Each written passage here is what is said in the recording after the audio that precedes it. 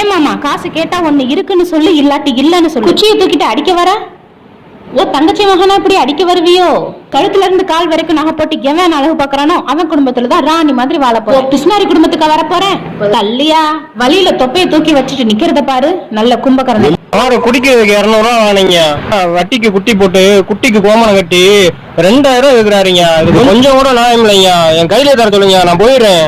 நீங்க அந்த மல்ல விட்டு அரைபடை கட்டுவீங்க, பாறை உடைச்சு பக்கத்து வாழ்றதுக்கு வைப்பீங்க.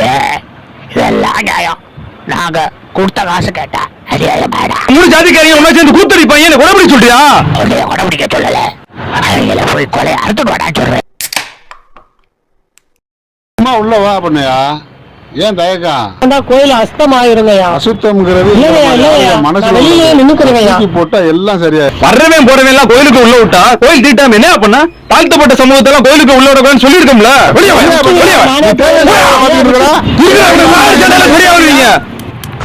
யார் யார் எங்கெங்க இருக்கணுமோ ஒரு வரமுறை இருக்கு. யாரு கோயிலுக்கு உள்ள இருக்கணும், யாரு கோயிலுக்கு வெளியே இருக்கணும், யாரு கருவறையில இருக்கணுமோ ஒரு வரலாறு இருக்கு. அதை விட்டு எல்லாத்தையும் மாத்த நினைச்சா விட்டுருவோமா? இங்க இருந்த வந்த நீ எல்லா தமிழோட வரலாறை பத்தி பேசுற அளவுக்கு ஆயிப்போச்சு.